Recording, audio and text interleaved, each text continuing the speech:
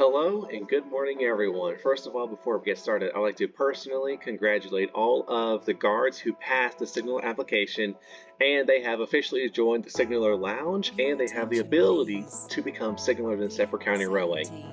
So I want to be the first out of all of us to welcome all of you who passed. I hope all of you do become Signalers, and that one day you'll be able to join us with all of the amazing things that we get to do here in Stepford County Railway. So this video is going to be primarily aimed for those that are TSGs or for the people that are wanting to become signalers in the future, mainly for those that didn't pass the application or they have not applied yet. So this video is going to be for you. This is just going to be a super basic video of really all that you need to do for signaling in a nutshell. So we're just going to look at junctions, terminus stations, and triangles. That's really it. So right now, I am in a live server. As you can see, we got a few people on here. We have TDs, QDs, guards, and guests. So I'm going to use a quick signaler command real quick called train list, and this list shows where all of the trains are going as their final destination. So we've got Airport Central, Stepford Victoria, and it looks like some of it is all over the place, but we're going to go to Zone A. Just for this quick little demonstration, because everything that we need to cover real quick is going to be in this video. So I'm going to sit down in this chair and I'm going to do a quick setup just to make sure that everything is ready to rock and roll for our video. So bear with me as I set up the zone.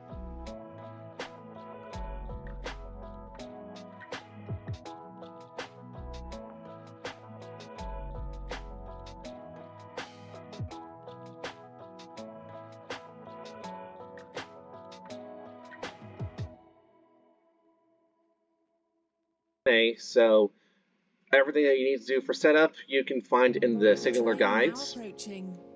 I'm just going to make a quick announcement. Zone A under manual control. Just that everyone knows that, hey, I'm signaling right now. So I'm just going to leave this open just on standby.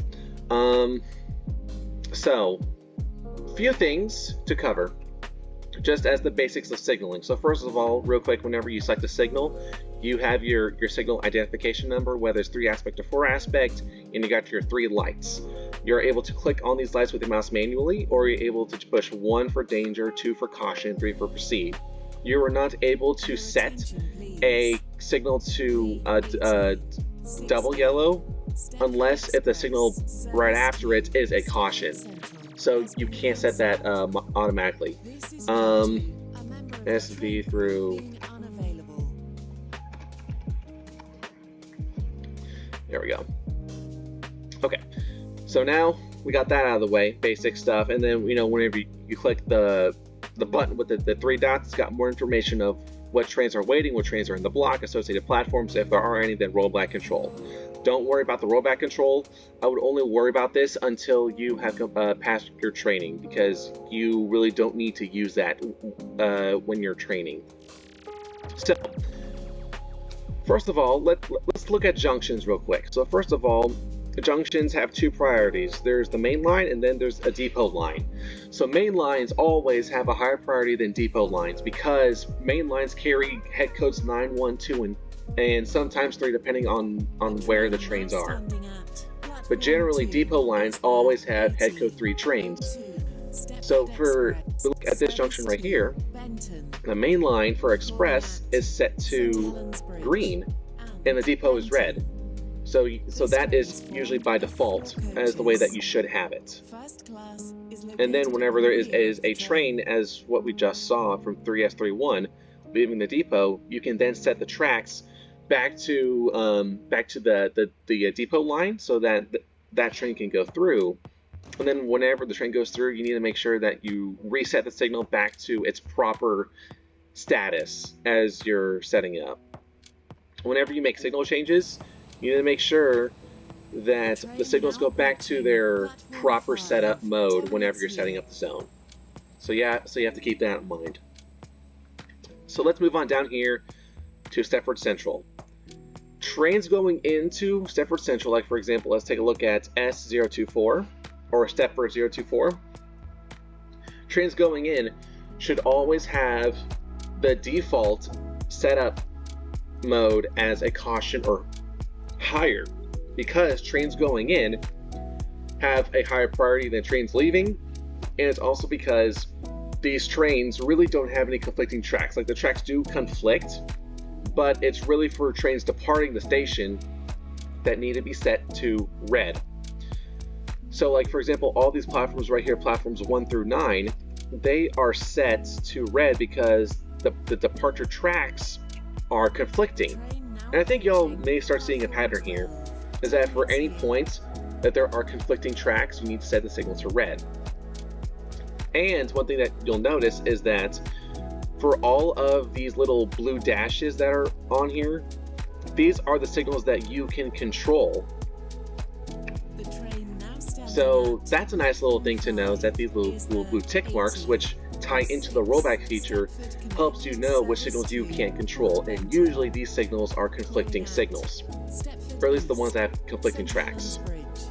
So whenever you're setting up a station, you need to make sure that all of the platform signals that are tied into each platform at the station be set to red, because again, all of them conflict, and you don't want to cause a speed pass at danger. And all of you should know what that is. And for those that don't know, it's, you know, you're speed passing a red, and you don't want that to happen. So now let's move on over here to the triangles.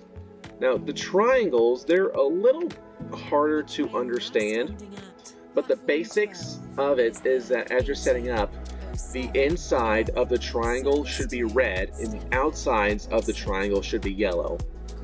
What do I mean by inside and outsides? Well, the insides, you can see from these 3 signals right here, they are red because, again, conflict. These tracks conflict at points just on the other side of the signal.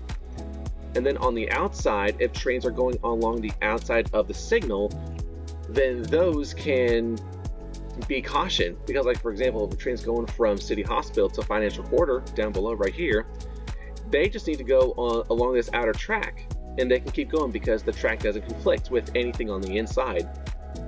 But as what we're about to see from 1A19, the train is going to go along the inside. So what I'm going to do is that I'm going to, first of all, I'm going to close this track so this train can get into here.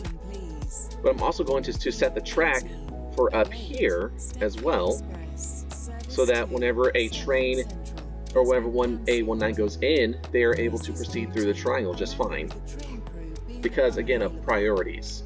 So you want to keep that in mind. So you always want to look out for priority numbers as well. We got head code 9, 1, 2, and 3. Obviously 9 is the highest, then 1, then 2, then 3, so on and so forth. So that's pretty much this, like that is like the super basic as you can go with signaling. For any signals that have conflicting points, the lowest priority needs to be set. Platform signals or terminating platform signals need to be set to red. Signals that have through, like platforms 10 and 11, they can be fine. They are set to normal by default because there's no conflicting tracks. So that's a really nice feature. And then whenever you're dealing with a triangle, the inside by setup needs to be set to red, and then the outside is set to yellow, unless if a train's cutting through the inside of the triangle, such as what you can see right here. I'm going to just close the track and open that up. So now 1A19 is clear, they can go through, and then that train can go through as well, just like that. So that works out really well. I don't know why 1A19 is stopped, but they just stopped. And then 2P09 is just sitting there. So that is a super basic tutorial of signaling in a nutshell. So just as a recap, main lines have higher priority, depots have the lowest priorities because of their respective head codes that they carry. Terminating stations on default need to be set to red because of conflicting tracks whenever they leave. Inbound signals,